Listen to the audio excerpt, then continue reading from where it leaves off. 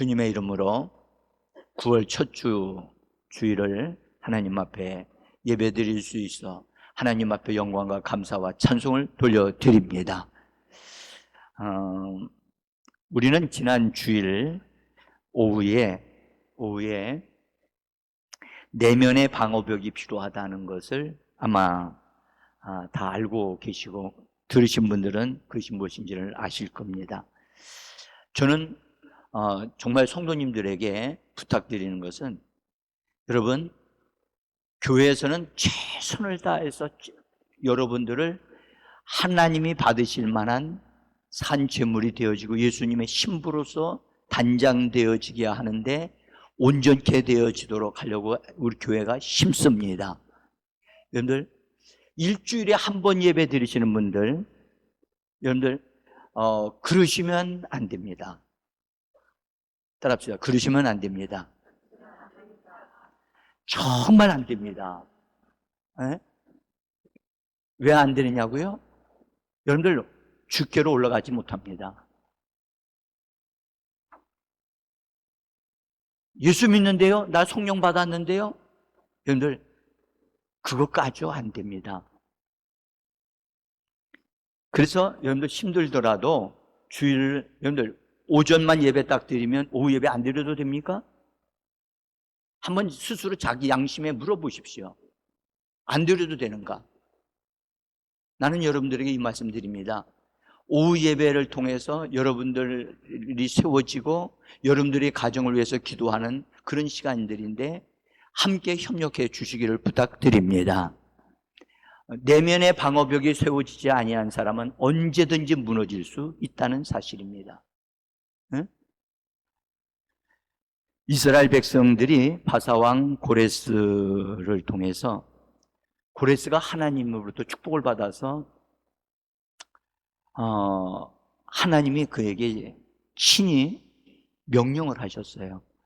이스라엘 백성들을 본국으로 다시 보내어서 여호와 하나님의 전을 건축하게 하라 하고 하시는 명령을 주셨어요.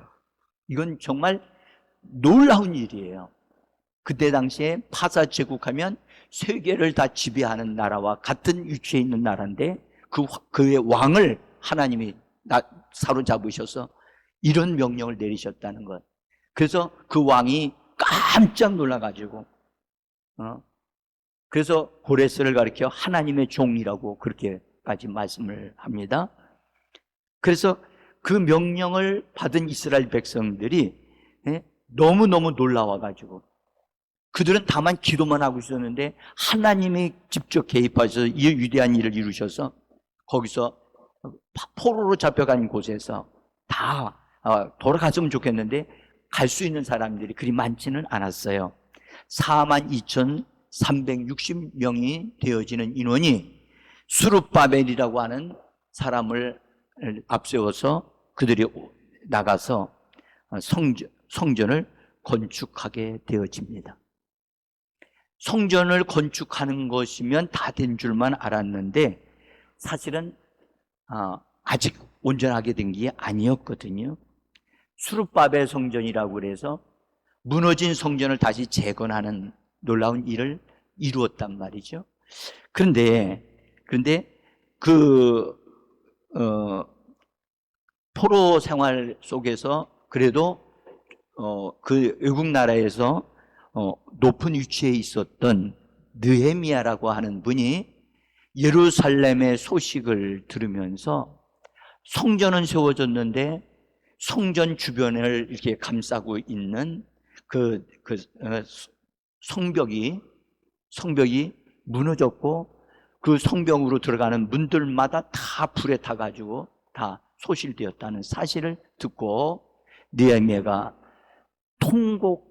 대성통곡하면서 하나님 앞에 기도하고 금식하지 하면서 이것을 위해서 하나님 나를 써주시기를 원합니다 해서 그렇게 기도했는데 그 기도로 금식하면서 그래도 자기 본분은 다 해야 되니까 왕을 시중을 드는데 왕을 시중을 들다 보니까 왕이 좀 살이 빠진 느헤미야를 보고 어찌하여 너의 얼굴에 수심이 있느냐, 라고 질문하니까 그 사실을 얘기를 해요.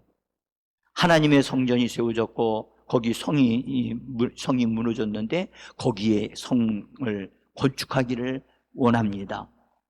그 간청을 받은 왕이 놀랍게도 느헤미야에게 그것을 허락해서 느헤미야가 다시 예루살렘으로 돌아가서 성벽을 건축하는 일을 합니다.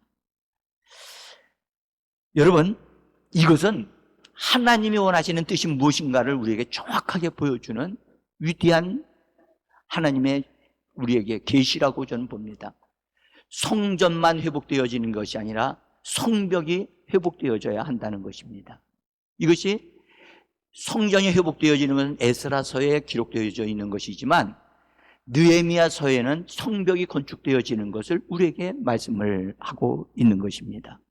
그래서 여러분들, 성전과 성벽이 건축되어질 때 그것이 하나님이 원하시는 뜻이고 그것이 이루어져야만 보호를 받을 수 있고 외부로부터 공격받는 것들을 처리할 수 있는 그런 것이 되어진다는 것을 우리에게 알려주고 있습니다.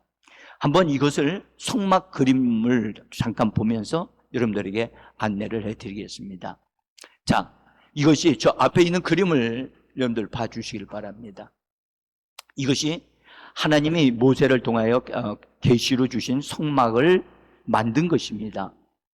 저 앞에 맨 앞에 문이 있죠? 제가 여기서 이걸 누를 수 있는 게 없어가지고 맨 앞부분에 컬러풀하게 만들어져 있는 문이 있죠? 네? 문이 있어요. 거기 들어가는 문이에요. 그 다음에 그 뒤에 불이 타고 있는 것을 뭐라 그러냐? 번제단이라고 그래요. 그 다음에 그 번제단에는 양을 잡아서 고기를 거기다 떠서 올려가지고 불에 태워서 하나님 앞에 올려드리는 곳이 번제단이에요. 그 다음에 번제단이고 그 번제단을 통과하면 거기 둥그렇게 푸르게 뭐가 있는 그릇이 있는데 거기가 물두멍이에요. 물두멍은 거기서 손을 씻고 깨끗하게 하는 곳이에요. 그 다음에 거기를 통과해서 보면 기둥이 하나, 둘, 셋, 네 개가 딱 보이죠? 기둥이 보여요, 안 보여요? 보이죠? 그 기둥과 기둥 사이가 휘장으로 이렇게 가려져서 휘장을 들고 제치고 들어가는 거예요. 거기도 문이에요. 그래서 거기를 딱 들어가게 되었지만 그곳을 뭐라고 그러냐? 성소라고 얘기해요. 그래서 저기 그 위에 이게 이 천막으로 딱 덮어진 그 전체를 가리켜 성소라고 얘기를 해요. 네? 성소 전체를. 그 다음에 그 성소 안으로 들어가면 거기 떡상이 있고 그 다음에 등대가 있고 그 다음에 그 안에 분향단이 있어요. 3개가 딱 들어가면 그 다음에 그 안에 들어갈 수 있는데 들어가는 것은 아무나 못 들어가고 또 하나의 문이 있는데 그것은 지성소 안으로 들어가는 문이에요. 그래서 그 안으로 들어가면 저기 연기라고 구름이 나오고 보이죠? 예, 그곳이 바로 지성소예요. 자, 근데 이 성소라고 하는 그 지성소와 성소가 있는 그곳에 하나님이 거하시거든요. 근데 거기 말고 바깥에 맨 바깥에 천이 신천으로 쫙 쌓여 있어요, 안 쌓여 있어요? 쌓여 있죠. 이것이 바로 우리가 말하는 성벽과 같은 역할을 하는 거예요. 이 성벽이 없으면 구별되어지는 게 무너지는 거예요. 이해가 되시죠? 그래서 반드시 성소만 덜렁 있으면 안 돼요. 반드시 그 주변에 땅을 딱 경계를 해가지고 구별시키는 그것이 신천으로 쫙 이렇게 돌려졌듯이 그것이 쳐져야만 되는 거예요. 이것이 성전으로 지어지는 것이 바꿔지면서 성전 내면에는 법궤가 놓이고 성소가 따로 세워지고 그 안에 이제 성전이 지어지면서 그 성전 주변으로 성벽이 쌓여지는 거예요.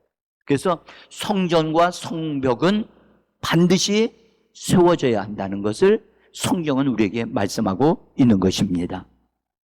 자, 이제 전체적인 흐름을 여러분들이 알면서 이것은 구약을 통해서 하나님이 오늘날 신약시대의 성도들에게 우리가 어떤 하나님의 사람들이 되어져야 하는가를 우리에게 보여주시는 거예요. 자, 이제 신약시대에 예수님을 통해서 세워진 성전을 여러분들에게 이제 잠깐 말씀을 드리겠습니다.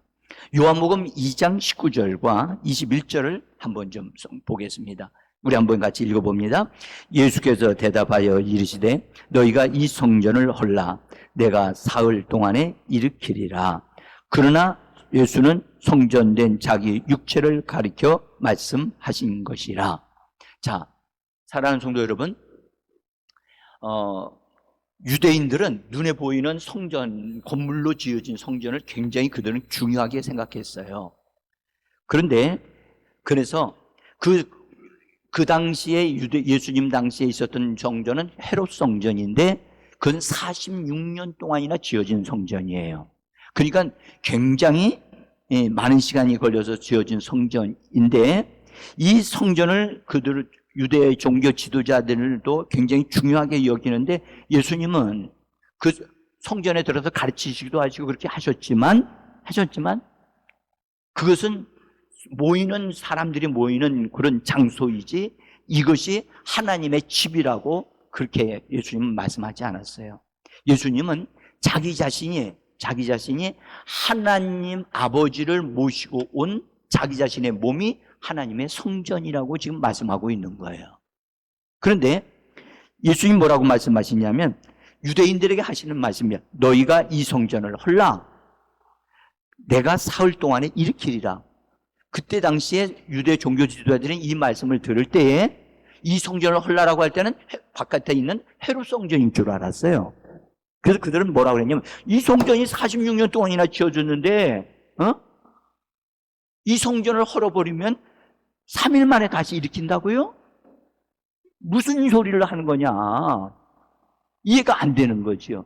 그런데 예수님이 뭐라고 말씀하신 건 이 성전이라 하는 말은 헤롯 성전을 가리켜 하신 말씀이 아니고 예수님 자기 자신의 몸을 가리켜 하신 말이라는 거예요. 그 예수님의 몸은 하나님의 성전이었어요. 할렐루야. 그래서 아버지를 모시고 온 그분 예수님 안에는 아버지와 함께 예수님이 이 땅에 오신 거란 말이에요. 자, 그래서 예수님이 실제로 이 말씀대로 3일 만에 내가 다시 일으킨다? 이게 무슨 말인지 그때 당시에 사람들은 이해를 못했어요. 그런데 예수님이 실제로 그분이 십자가에 죽으시고 3일 만에 다시 살아나셨지요. 살아나셔서 3일 만에 다시 새로운 성전이 세워지기 시작을 한 거예요.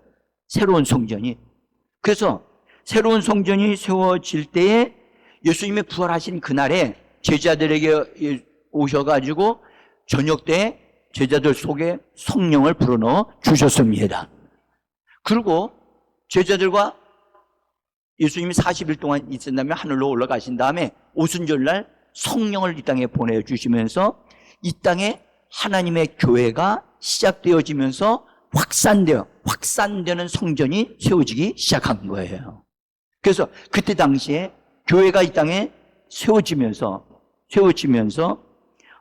거기서 하나님의 영광을 드러내시고 그 다음에 하나님이 그 성도들과 함께 계신 것을 하나님 성도들 사도들을 통해서 보여주시고 기적과 표적들이 막 나타나기 시작을 했어요.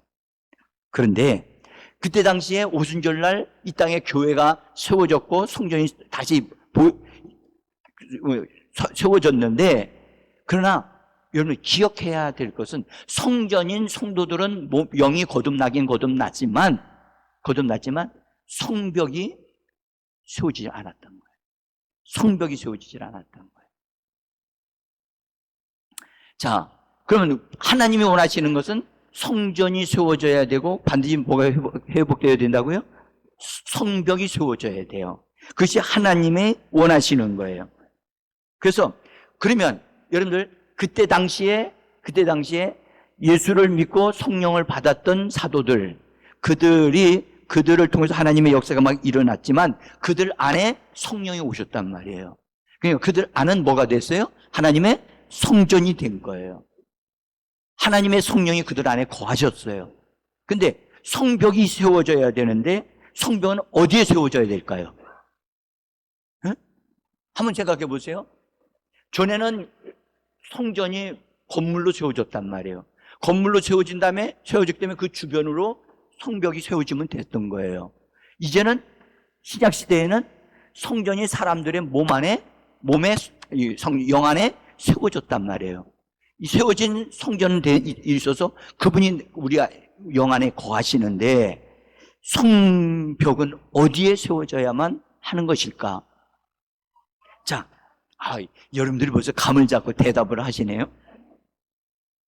여러분, 예수님이 하시는 말씀을 우리가 한번 봅시다. 성전으로 오셨던 예수님이 놀라운 계시의 말씀을 우리에게 열어주시는데 그 말씀이 요한복음 14장 23절에 있는 말씀이에요. 같이 한번 읽어보겠습니다. 예수께서 대답하여 이르시되 사람이 나를 사랑하면 내 말을 지키리니 내 아버지께서 그를 사랑하실 것이요 우리가 그에게로 가서 거처를 여기 번역의 일부분은 제가 원문을 통해서 여기 가로 안에 집어넣은 거예요.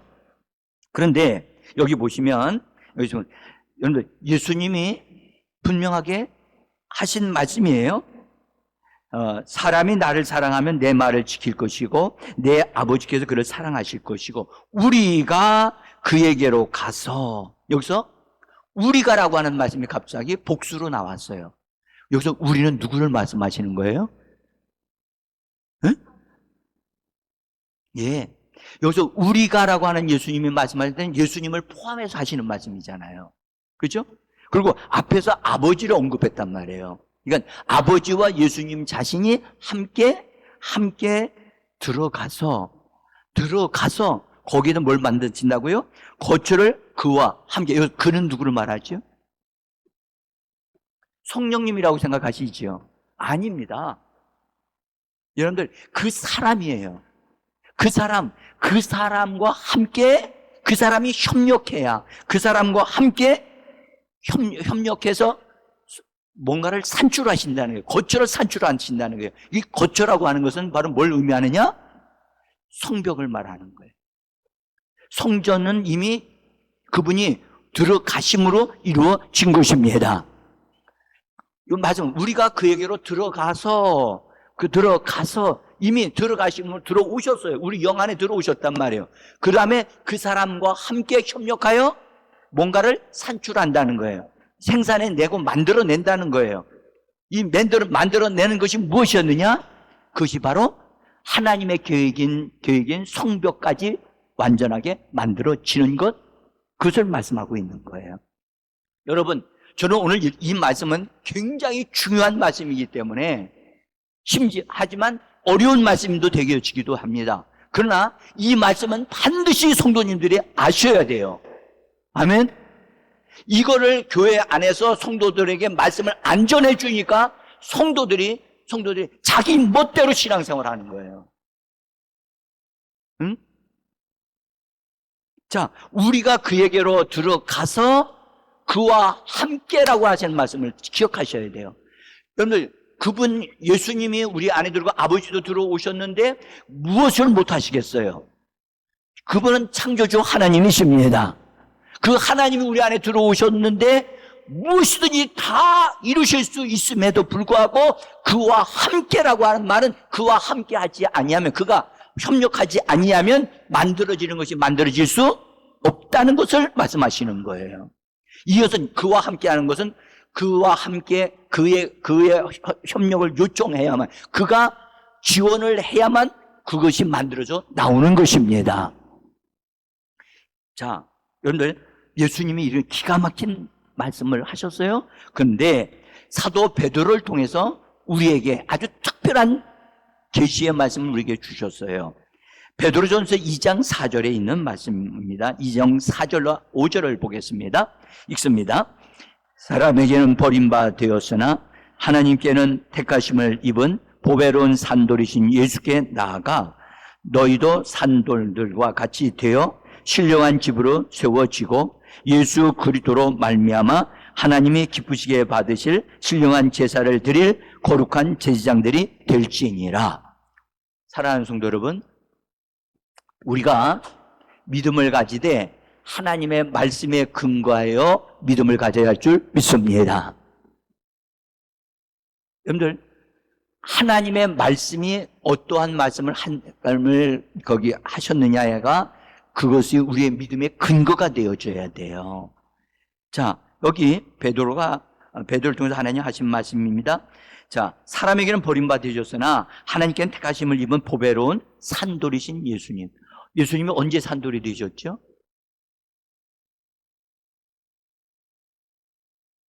여기 베드로가 얘기하잖아요. 보배로운 산돌이신 예수님이라고 그러잖아요.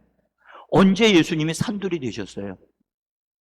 다시 한번 여쭤보면, 여러분들, 예수님은 반석이라고 말씀을 하는데 여기서 살아있는 돌, 리빙스톤, 살아있는 돌이라는 거예요. 언제 예수님이 살아있는 돌이 되셨어요? 여러분들, 예수님은 산돌이 되시는 것은 죽으심과 부활을 통해서 승천하심으로 그분이 산돌이 되신 겁니다. 이 땅에 오셨을 때는 그분은 인자로 오셨어요. 산돌로 오시지 않았어요. 사람을 구원하시기 위하여 사람으로 인자로 오신 분이세요. 그런데 부활 승천하심으로 그분은 하나님이 거주하시는, 하나님과 삼위 되신 하나님이 거주하시는 위대한 하나님의 신령한 집을 건축하셔야만 하기 때문에 그분은 산돌이 되신 거예요. 그래서 여기서 말씀하기는 산돌, 무슨 돌? 산돌이신 예수에게로 나가야 한다. 자, 보세요. 여러분들, 산돌이신 예수에게로 나가서 산돌이신 예수께로 나가야만 이것은 승천 안에 계신 예수 안으로 들어가는 것을 말합니다. 할렐루야.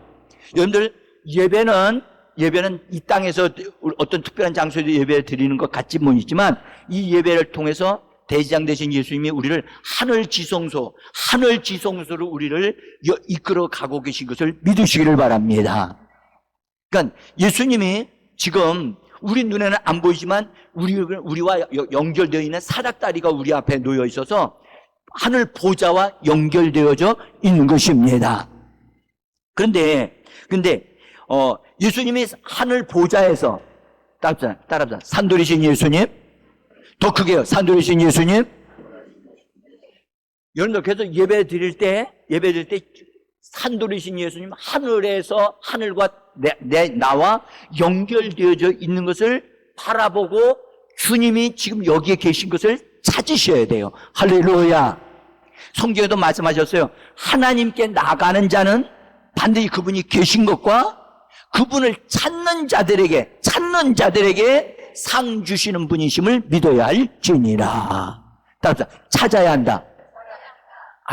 여러분들, 찾는 것은요, 가만히 앉아 있는 게 아니에요. 찾는 것은 집중해서 하나님을 기다리고 하나님이 내게 뭐라고 말씀하시는가 듣고 하나님의 말씀을 받고 하나님이 내게 어떻게 역사하시는가를 찾아야 되는 거예요. 네? 자, 근데 산돌이신 예수께로 나가면 너희도 뭐가 된다고요? 산돌들과 같이 돼요. 우리 성경은 이렇게 번역이 안 돼 있어요. 그래서 좀 헷갈리게 돼 있어요. 그래서 제가 이 번역을 이렇게 다른 성경들과 참조해서 이렇게 번역을 같이 나누면서 나는 산돌이신 예수에게로 나가면 그 말은 하늘 지성소로 들어가는 걸 말합니다. 은혜의 보좌로 나가는 것을 말합니다. 우리가 예배로, 여러분들 보세요. 예배는 그냥 와서 앉았다가 가는 게 예배가 아니에요. 네? 예배로 나오면 우리가 주 예수를 찾고 주 예수를 부르면서 하늘 보좌와 연결되어져야 돼요. 할렐루야. 그래서 산돌이신 예수님이 보여야 되는 거예요. 네? 앉아있고 생각은 저기 딴 데 가 있고. 무슨 의미가 있냐고요, 그것이. 그래서 예배를 드릴 때는 하나님께 집중해야만 합니다. 집중하고, 여러분들, 다른 잡생각 하지 말고, 요런가 하지 말고, 집중하여 들으셔야 돼요. 그리고 하나님이 여기 계시다. 나는 하나님을 만나야 됩니다. 나는 하나님을 찾아야만 합니다. 이런 열정을 가지고 예배 드리셔야만 합니다. 하나님께로 산돌이신 예수에게로 나가는 자. 그래서 우리는 예배에 실패하면 여러분들 보세요. 산돌이 되어질 수가 없어요. 여러분들 페인트를 공사를 하게 되어지면 공사를 할 때 맨 마무리 작업을 할 때 페인트를 딱 짜면 한 번 칠한 것과 두 번 칠한 것과 세 번 칠한 것은 차이가 있어요, 없어요?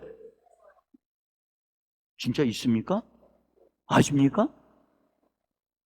여러분들 예배는요 한 번 드린 거와 두 번 드린 거와 세 번 드린 게 차이가 확실히나 다릅니다. 어? 거룩한 하나님의 페인트가 예배를 통해서 우리에게 성령으로 우리에게 부어지고 있는 거거든요. 아멘? 그러면 여러분들 우리는 하나님 앞에 하나님 안으로 침노하여 들어가는 자가 되어져야 할 줄 믿습니다.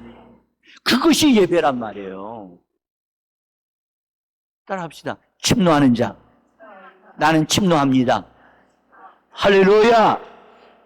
침노하는 자로 나 자신을 딱 세울 때 여러분들 강해지게 되어질 수 있습니다.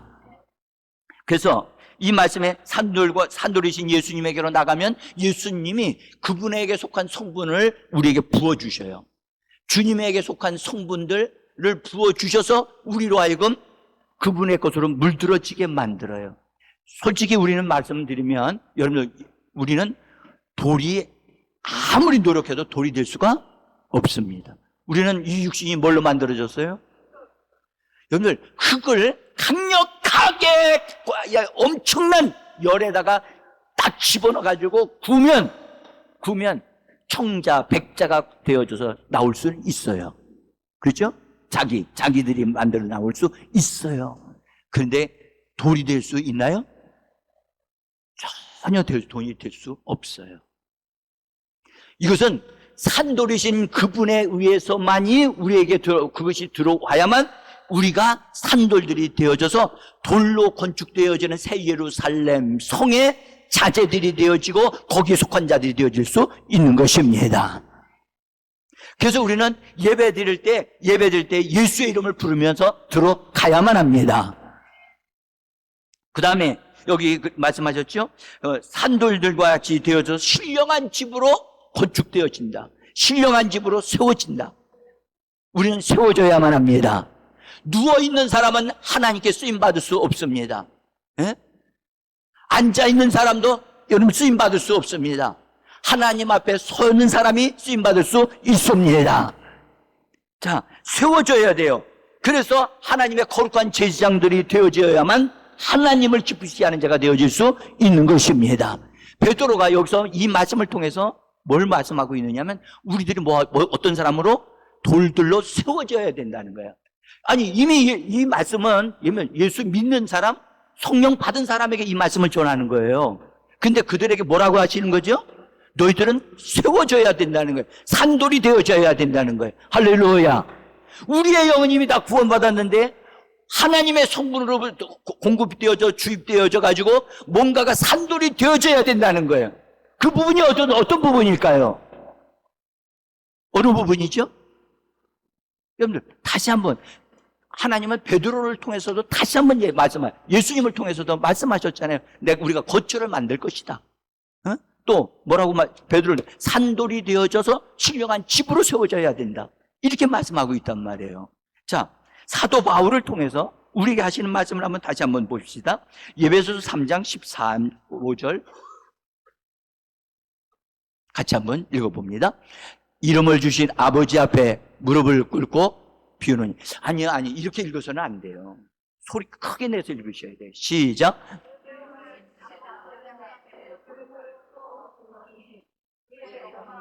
풍성함을 따라 그의 성령으로 말미암아 너희 속사람을 능력으로 강건하게 하시옵. 믿음으로 말미암아 그리스도께서 너희 마음에 거주하시게 하옵시고. 할렐루야. 사도 바울을 통하여 우리에게 다시 한번 바울이 예배소 교회 성도, 우리 교회 성도들 위하여 기도할 때 이렇게 얘기해요. 너희 속사람을 성령의 능력으로 강건하게 한다. 이 속사람이 어떤 걸까요? 거듭난 우리의 영을 말해요. 우리의 영은 속사람이에요. 따라서 속사람, 나의 영, 이것이 진정한 나예요. 이 겉사람인 이 육신은 이건 사라질 거예요. 속사람이 진짜로 나라니까요. 여러분들 아무리 겉사람을 좋은 옷을 입히고 페인트를 칠하고 여러 가지를 많이 해도 다 쓸데없어요. 속사람이 좋아야 돼요. 속사람이 좋게 되고 강하게 되어지려면 이렇게 기도해야 돼요. 속사람을 성령의 능력으로 강건하게 하옵소서. 이런 기도를 꼭 배워야 돼요. 그리고 속사람이 강건하게 되어지기를 기도한 것뿐만 아니라 그 다음에 있는 문제 17절 믿음으로 말미암아, 여기는 또 믿음으로 말미암아, 믿음이 필요해요. 믿음으로 말미암아 그리스도께서, 말씀이신 그리스도께서 너희 마음에 마음까지 그리스도께서 들어오셔서 거주하셔야 된다는 거예요. 이걸 기도해내야 되는 거예요. 저절로 그리스도께서 우리 마음에 들어오신다, 안 들어오신다? 안 들어오신다는 거예요. 우리가 들어오시도록 요청해야 되고 구해야 된다는 거예요. 그러면 이제 여러분들, 예수님이 우리 안에 들어오셔서 거처를 지으신다고 하셨고, 또 베드로를 통해서 말씀하신 산돌들이 되어져서 신령한 집으로 지어져야 된다고 말씀하셨고, 지금 이 사도 바울을 통해서 말씀하기를 그리스도께서 우리 안에, 마음 안에 들어오셔서 거주하시라고 하는 것으로 볼 때는 다 거처에 대한 문제라는 것을 알 수가 있고, 이 앞에서 말씀하신 것들이 다 마음에 대한 얘기라는 것을 알 수가 있어요. 마음의 거처가 지어져야 하는 거예요. 할렐루야. 이것이 하나님의 계시의 말씀으로 우리의 성벽이, 우리의 보호벽이 어디에 세워져야 되느냐? 우리의 마음에 세워져야 한다는 것을 우리에게 말씀하고 있는 것입니다. 사랑하는 성도 여러분, 이것은 매우 중요합니다. 매우 중요합니다. 여러분들, 예수 믿고 성령 받았는데 어느 날 막 성령 충만하다가 보면 어느 날 교회도 안 다니는 사람이 있어요. 응? 열심히 하다가 어느 날 팍 꺼져가지고선 기도도 안 하고 있어요. 그 사람들이 왜 그런 현상이 일어나지요? 마음에 성벽이 쌓여있지 않기 때문에 그렇게 되어지는 거예요. 응? 많은 분들이 자기의 필요를 위해서는 다 기도해요. 돈 문제 놓고 기도해요. 건강 문제 놓고 기도해요. 이것은 다 자기의 필요를 위하여 기도하는 거예요. 그러나 여기 있는 이 베드로와 이 사도 바울을 통해서 우리에게 말씀하시는 것은 하나님의 필요를 위해서 기도하는 거예요. 하나님은 성전만 얻으시는 것을 원하지 아니하시고 뭘까지 얻으셔야 된다?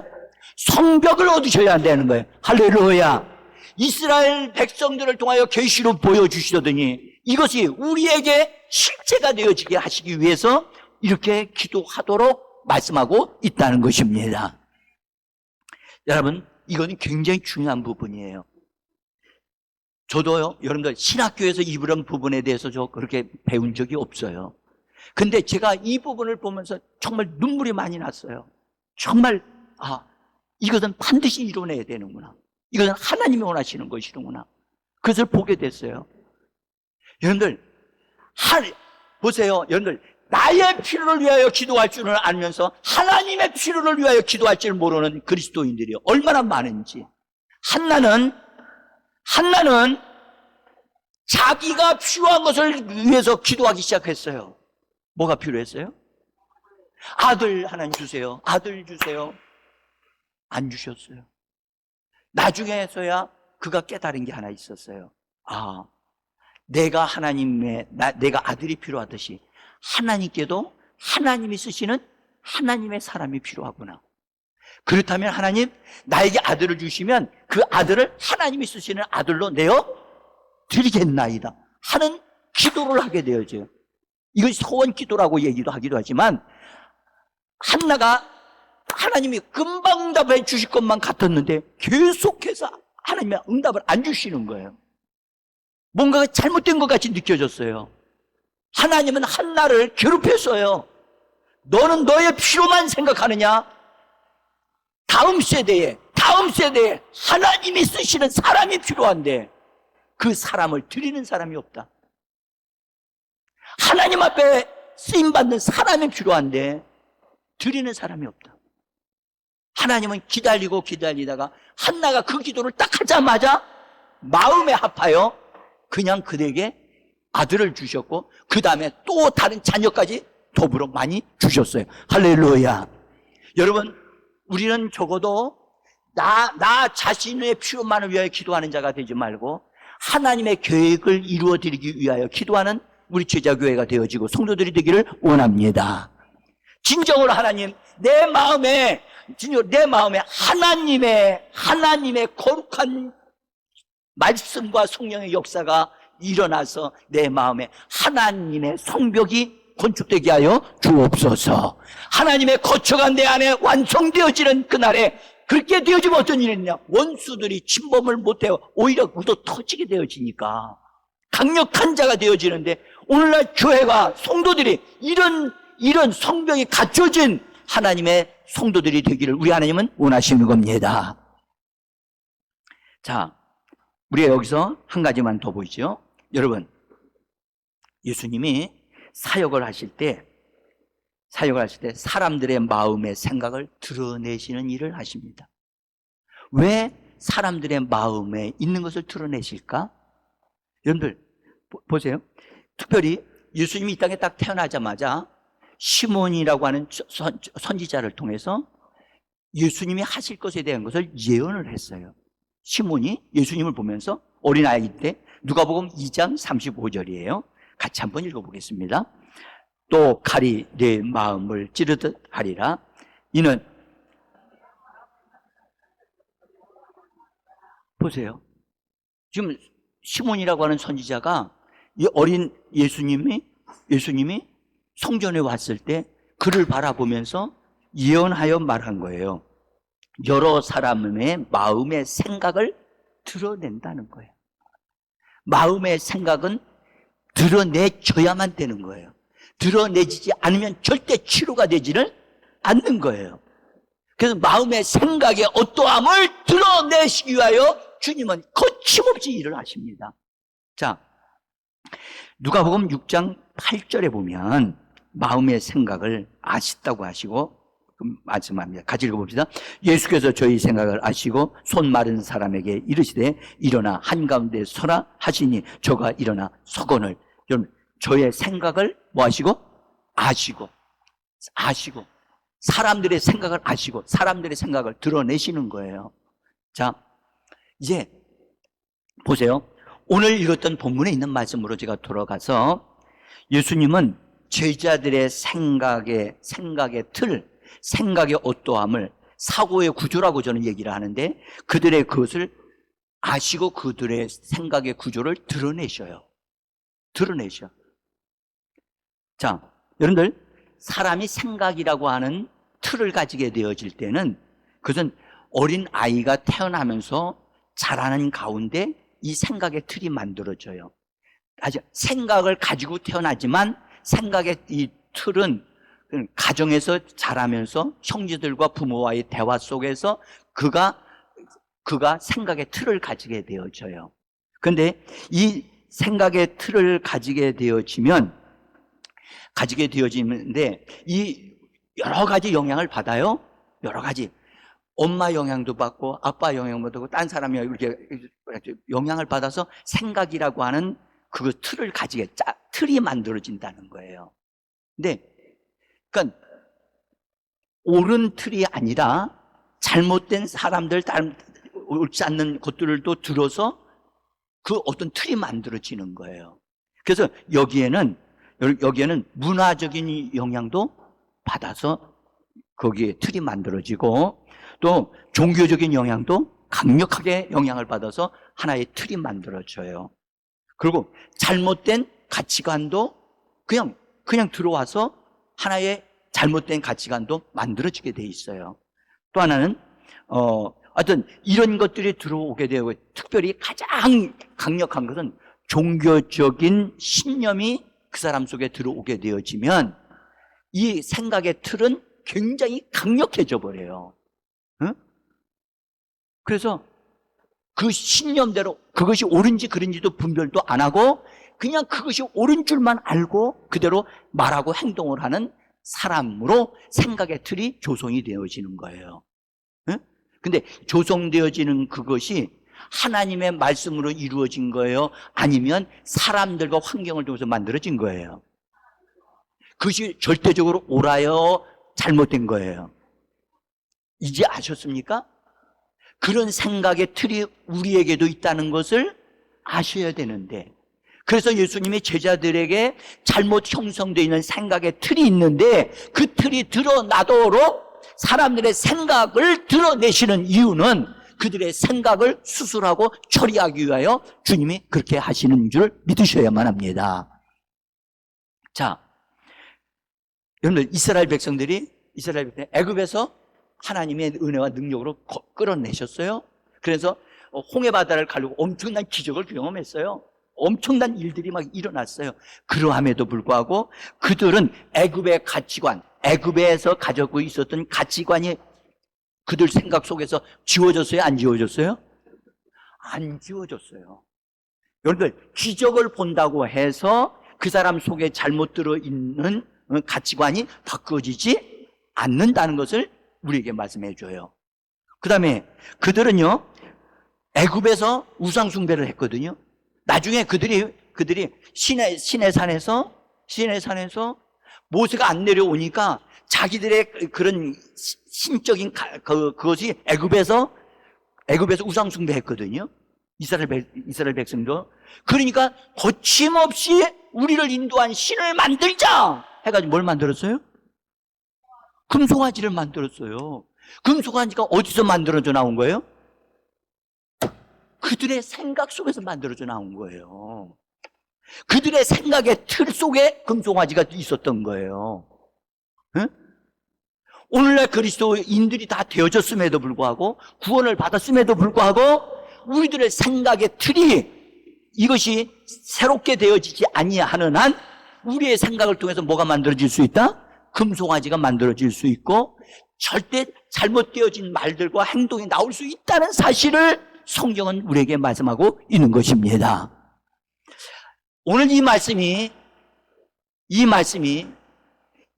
정말 믿음으로 팍 심어지는 사람은 눈이 번쩍 떠질 거예요. 응? 계시의 말씀이 들어오면 빛이 되어지기 때문에 밝아지고, 그렇구나. 그래서 예수 믿고 성령 받았음에도 불구하고 그 사람의 이 말이나 행동은 과거와 다를 바가 없이 그냥 옛날과 같은 실격으로 변화되지 않는 삶을 살고 있다면 그 사람은 생각의 틀이 바뀌어지지 않는 사람이에요. 응? 자기 자신 속에 이 생각이라고 하는 틀이 있다는 것조차도 모르고 있는 사람들이 있을 수 있어요. 이 생각은 혼적인 성분이라고요.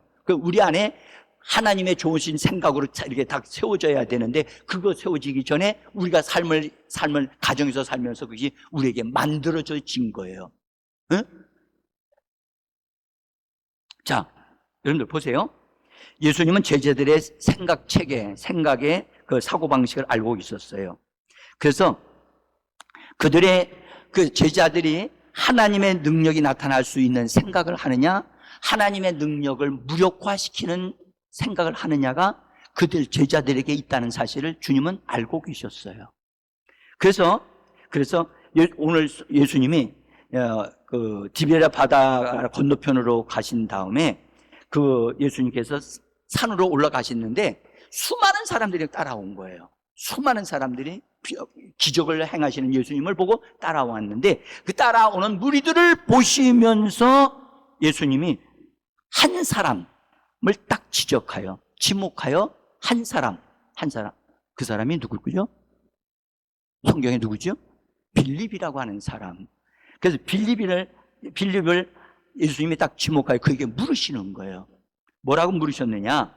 우리가 어디서 떡을 사서 이 사람들을 먹이겠느냐? 라고 하는 질문을 합니다. 자, 우리 한번 요한복음 6장 5절인데요. 같이 한번 보죠. 다시 한번 읽어봅시다. 예수께서 눈을 들어 큰 무리가 자기에게 오는 것을 보시고 빌립에게 이르시되 우리가 어디서 떡을 사서 이 사람들을 먹이겠느냐? 지금 빌립을 딱 지목해서 말씀하신 거예요. 이 시간 여러분을 지목해서 말씀하고 있다는 사실을 이 말씀을 보면서 주님이 지금 나에게 질문하는 거예요. 지금 이 수많은 사람들에게 우리가 어디서 떡을 사서 이 사람들을 먹이겠니? 이 질문에 빌립은 대답해야 돼, 안 해야 돼요? 우리도 대답해야 돼요. 응?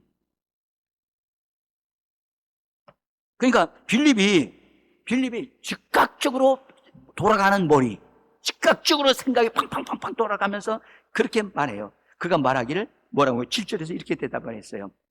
같이 읽어봅시다. 빌립이 대답하되 각 사람으로 조금씩 받게 할지라도 200데나리온의 떡이 부족하리이다. 자, 이 대답은 빌립의 생각의 어떠함을 드러내 보여주는 거예요. 그 사람을 알려면 그 사람이 말을 하게 하면 돼요. 그 사람의 말을 들어보면 그 사람이 어떤 사고 구조를 가지고 있고 어떤 사람인가를 그 사람의 말이 그 말이 그 사람의 어떠함을 드러내게 하는 거예요. 응? 굉장히 중요합니다. 예수님이 빌립이 자기가 어떠한 사람인지를 자기는 모르고 있어요. 응? 그래서 알게 하시려고 빌립에게 물으신 거예요. 물으니까 대답할 수밖에 없었어요. 그냥 자기가 알고 있는 대로. 여러분, 이 빌립의 생각은요, 굉장히 현실적이에요. 그냥 탁 계산을 하는 거예요. 그 다음에 이해 타산이 굉장히 빠르고, 이성적으로 딱 생각하면서 그렇게 딱 계산을 딱 해보니까, 이야, 이거 보통 많은 사람이 아닌데. 그래서 그가 딱 대답을 하면서 뭐라고 하냐면 조금씩 받게 할지라도요 200데나리온 엄청나게 자기 딴은 많이 계산해가지고 한 건데 근데 200데나리온이나 되겠나이다라고 하지 아니하고 뭐라고 그랬어요? 맨 마지막에 부족하리이다. 지금요 이 빌립의 사고방식은 부족한 것을 항상 보고 있는 사람이에요. 부정적인 것을 더 강하게 보는 사람이에요. 긍정적인 것보다 부정적인 것을 더 깊이 반응하는 사람이에요. 여러분들 어떤 사람하고 말을 해보면 그 사람은 부정적으로 말하는 사람이 있어요. 근데 어떤 사람은 긍정적으로 말 안 하고 가능성을 보고 그 다음에 창조적으로 그 다음에 현재는 힘들지만 하나님의 도우심으로 능히 해결할 수 있다고 하는 것을 바라보고 말하는 사람들이 있습니다. 그 사람의 말은 그 사람의 내면 생각 구조를 드러내는 거예요. 이 말은 여러분 빌립의 태도는 부정적이라는 거예요. 부정적이고 할 수 있다는 것이 아니라 할 수 없고 부족합니다. 이 많은 200데나리온도 지금 없고요. 떡도 없고요. 이거 해결할 수 없습니다. 라고 하는 편을 얘기를 하는 거예요. 여러분은 현실에 지금 다가오는 어떤 문제를 바라보고 그걸 대해서 여러분은 어떤 태도를 가지십니까? 어떻게 말을 하십니까? 응? 예, 말로는 나는 긍정적으로 말합니다. 창조적이면서 굉장히 믿음으로 나는 말하려고 합니다. 여러분, 말로는 그런데 실제 딱 직면하면 그 사람의 말과 행동이 드러나게 돼 있어요. 여러분들, 우리가 예배 소중하게 여겨야 된다. 예배를 통해서 하나님이 역사하신다. 우린 말로만 하지 예배 참여해요, 안 해요? 여러분들, 세상의 돈과도 바꿀 수 없는 것이 예배임을 믿으세요? 정말 그래요? 나는 여러분들의 대답에 그 진실로 그렇게 되기를 원합니다. 그런데요, 여러분들, 오늘 하루만 나오면 내가 한 달치 봉급을 당신에게 주겠습니다. 라고 주일날 유익한다면 가겠어요? 안 가겠어요? 보세요. 대답하는 사람 한 사람밖에 없잖아요. 한 달치 월급을 준다는데 오늘 나오면 갈등 느껴지는데 라고 하는 분은 이미 유혹을 받고 있는 거예요. 응?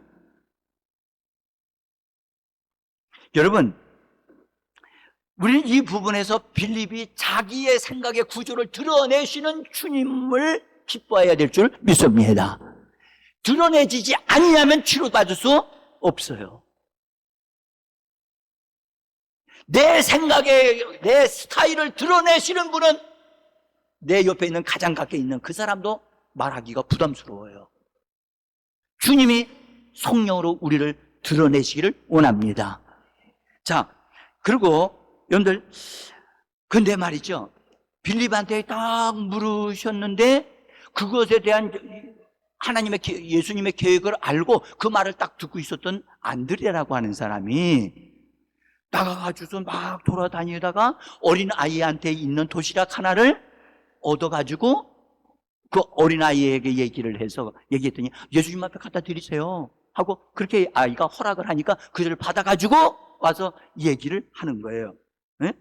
근데 뭐라고 얘기를 하느냐, 여기 한 어린아이가 보리떡 5개와 물고기 2마리를 가지고 있습니다. 이것이 이 많은 사람에게 얼마나 되겠습니까? 얼마나 도움이 되겠습니까? 라고 하는 이야기를 하면서 예수님 앞에 가져왔다는 거예요. 잘 보세요. 이게 여기에요, 여러분들, 두 사람의 사고 구조가 대조가 되고 있는 거예요. 네? 여러분들, 빌립을 통해서 하나님이 뭔가를 기적을 일으키려고 준비를 하고 계시는데 빌립의 얘기를 듣고 예수님이 즉시로 하나님이 하고자 하시는 기적을 이루어 주셨나요? 안 이루어 주셨어요. 기적이 안 일어나는 것은 그 사람의 생각이 그것을 가로막고 있기 때문이라는 사실을 빨리 깨달아야 돼요. 주님이 즉시로 행하신다 할지라도 부족한 것밖에는 빌립에게는 없잖아요. 그에게 줄 것이 하나도 없는 거예요. 근데 안드레가 가지고 왔어요. 가지고 와서 뭐라고 하냐면 그렇게 말합니다. 주님, 이거 얼마 안 되는 건데요. 그러나 주님에게는 모든 것이 가능하기 때문에 주님한테 가지고 왔습니다 하고 가능성을 가지고 또 주님한테 가지고 가면 주님이 무엇인가를 하실 것이라고 하는 믿음을 가지고 주님께로 가지고 나온 것입니다. 여러분들, 그 말씀을 우리가 오늘 보면서 여러분들, 이 말씀을 안드레의 말을 딱 듣자마자 예수님이 어떤 태도를 하셨죠? 어떤 태도예요? 놀라운 것은 예수님께서 즉시로 안드레가 딱 얘기하는 소리를 들으자마자 바로 뭐라 하시냐? 사람들을 자리에 다 앉히라. 골고루 이렇게 나누어서 잘 앉히라. 거기에 앉을 수 있는 잔디가 있었어요. 사람들 다 앉은 다음에 예수님께서 그 떡을 축사하시고 물고기도 축사하시고 나누어 주시는 일을 바로 집행하십니다. 이걸 보면서 빌립의 반응은 어떨까? 안드레의 반응은 어떨까? 누구를 통해서 하나님의 역사가 일어났어요? 안드레의 사고방식을 통해서 하나님의 역사하신 거예요. 가능성을 가지고 나온 그 사람에게, 믿음을 가지고 주님 앞에 가지고 나온 그 사람에게 예수님은 바로 다른 일도 안 하고 바로 즉시로 기적을 베풀어 주셨어요. 엄청난 기적이었어요. 수많은 사람들이 상상도 할 수 없는 기적을 베풀어 주셨어요. 여러분들, 주님에게는 모든 것이 가능한 줄 믿습니다. 그런데 우리의 태도, 우리의 자세, 우리의 언어가 문제가 있는 거예요. 우리의 생각의 구조가 문제가 있는 거예요. 오늘 이 말씀을 통해서 사랑하는 성도 여러분, 우리는 뭔가를 깨달아야 돼요. 내가 우리 부모로부터 가정 안에서 자라는 가운데 또 학교 공부를 하면서 또 대학교를 공부해서 이론을 배우고 여러 철학을 배우고 그런 걸 다 배운 그것 가지고 내가 지금 주님에 대한 것을 이야기를 하고 있다면 빌립과 같은 것이 나올 거예요. 그러나 자기가 알고 있는 모든 것을 다 내려놓고 주님은 무엇이든지 가능합니다 라고 가능성을 바라보고 안드레가 같이 하나님은 무엇이든지 할 수 있습니다 라고 하고 도시락 이렇게 작은 것 하나를 가지고 그 수만 명을 먹일 수 있다. 이것은요 정말 비상식적인 일이지요. 그런데 주님에게는 무엇이든지 가능하다라고 하는 사실에 대한 주님에 대한 믿음을 가진 사람에게는 그 모든 것이 가능한 줄 믿습니다. 뭐가 필요하죠? 우리의 생각의 틀이 바뀌어져야 한다는 사실을 여러분들 여기서 정확하게 보셔야지면 좋겠어요. 응? 그래서 로마서 12장 2절에서는 이렇게 말씀하셨어요. 같이 로마서 12장 없습니까? 예, 제가 읽어드릴게요. 너희는 이 시대를 본받지 말고 오직 마음의 생각을 새롭게 함으로 변화를 받아. 마음의 생각을 새롭게 함으로 따라 마음의 생각을 새롭게 함으로 변화를 받아. 보세요. 변화는 나중이에요. 마음의 생각을 새롭게 하는 게 뭔 줄 아니까요? 생각의 구조를 바꿔야 돼요. 아멘? 못한다는 구조가 아니라 나는 공부해도 안 된다는 생각이 아니라 그것이 아니라 주님에게는 모든 것이 가능하다. 주님이 나에게 역사하시면 나의 모든 것이 바꿔질 수 있다. 할렐루야. 마음의 생각을 새롭게 하는데 여러분들 마음의 생각을 새롭게 하는 근거가 뭐예요? 네? 여러분들 마음의 생각을 새롭게 해야 되는데 여러분들 우리들의 마음의 생각은 자라는 가운데에서 부모나 형제나 다른 사람을 통해서 만들어져서 나온 거라고 그랬잖아요. 그죠? 그것을 통해서 듣는 말, 그런 잘못된 것을이라도 들으면 그 사람이 잘못된 것을 믿게 되잖아요. 그러니까 우리에게는 뭐가 필요하냐? 올바른 것, 올바른 말씀을 듣고 또 들어서 그 말씀으로 우리의 생각의 구조가 세워져야 할 줄 믿습니다. 기억하셔야 돼요. 여러분들, 우리는 하나님의 말씀은 옳은 말씀인 줄 믿습니다. 하나님의 말씀은 정확한 줄 믿습니다. 하나님의 말씀으로 형성되어진 생각 틀을 가져야 되는데 여러분 예수 믿고도 생각의 틀이 과거와 똑같은 사람들이 쳇바퀴 돌아가듯이 과거와 똑같은 삶을 살고 있다면 그 틀을 바꾸지 못한 거예요. 응? 여러분 잘못 세워진 그 틀이 있다면 그것은 어떻게 해야 되죠? 까부시고 소리하고 말씀으로 다시 집어넣어가지고 만들어야 되잖아요. 예? 근데 많은 분들은 이 부분을 하지 아니하고 그냥 열심히 교회만 다니고 성경을 보기만 하면 바꿔지는 줄 안단 말이에요. 아닙니다. 우리의 내면의 사고의 틀이 바뀌어져야만 합니다. 그래서 우리는 말씀을 뭐 하죠? 묵상하고 말씀을 받아들이고 말씀을 먹는 이것이 바로 우리의 생각의 구조를 바꾸기 위함인 줄 믿으시기를 바랍니다. 사랑하는 성도 여러분, 우리가 가지고 있는 생각의 틀이 수십 년 되어지는 과정 속에서 우리 생각을 가지게 된 거예요. 여러분, 이것이 단 한 방에 팍 깨지면 얼마나 좋겠습니까? 근데 그렇게 안 되거든요. 그래서 우리는 말씀을 자꾸 받아들이고 또 계속해서 먹고 또 먹어서 그 말씀이 내 생각을 대치해 없애버리고 하나님의 말씀으로 내 자신의 생각을 집어넣어가지고 만들면 심령이 새롭게 되어지는 줄 믿습니다. 생각이 새롭게 되어지는 것입니다.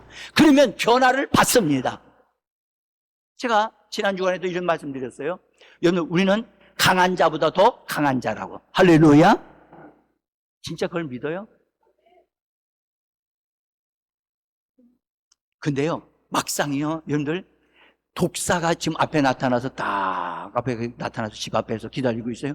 그러면 여러분들, 할렐루야, 내가 너를 집어서 던져버린다. 그렇게 반응할 사람이 얼마나 될까요? 어? 예? 무서워서 이거 어떻게 발동동 부르면서 누구 불러 막 그래. 여러분들 말로만 그러지 마시고 말로만 그러지 마시고 정말 하나님의 말씀이 내 안에 딱 들어. 나는 세상의 어떤 것으로 인해서 난 놀라지 않는다. 주님의 말씀은 놀라지 마라, 두려워하지 마라, 두려워하지 마라, 무서워하지 마라. 그리고 성경 이사야 성경에서 얼마나 그것을 강조합니까? 두려워하지 마라. 근데 조그만 어리면 어머 나 죽겠어. 지금 뭐 하는 겁니까?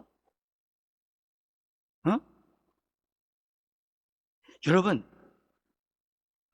우리 안에 형성되어져 있는 잘못된 두려움과 잘못된 근심과 걱정하고 있는 그런 스타일을 깨버려야 돼요. 견고한 진을 하나님의 말씀으로 깨버려야 되는 겁니다. 아멘. 깨버려야 돼요. 깨버리고 하나님의 말씀의 것으로 다시 채워서 강해져야만 합니다. 그래서 어떤 견고한 진이라도 깨트리고 무너뜨리는 강력한 능력이 하나님의 말씀으로부터 우리에게 오는 줄 믿습니다. 사랑하는 성도 여러분, 우리는 이론적인 사람이 되지 말고 말씀의 사람이 되어지기를 원합니다. 사랑하는 성도 여러분, 정말 부탁합니다. 정말 저는 여러분들을 정말 정복자보다 더 강한 자로 세워드리기를 소원합니다. 따라합시다. 정복자보다 더 강한 자. 아멘. 어느 누구도 두려워하지 않는, 원수 마귀도 두려워하지 않는, 세상에 어떤 사람도 두려워하지 않는, 어떤 환경도 두려워하지 않는, 여러분들, 세상이 마지막 순간이 온다 할 때도 하나님이 나와 함께 계신다는 사실을 한 가지만 믿음으로 난 예수 그리스도 안에서 강한 자로 승리하는 여러분이 되기를 예수 이름으로 축복합니다. 주여, 내 안에 성벽이, 말씀으로 성벽이 세워지게 하옵소서. 주여, 나의 속사람의 성령의 능력으로 강건하게 하옵시고 내 안에 하나님의 거처가 산출되게 하여 주시옵소서. 우리 한번 여러분 손을 들고 주여 주여 외치면서 정말 간절함으로 외치기를 원합니다.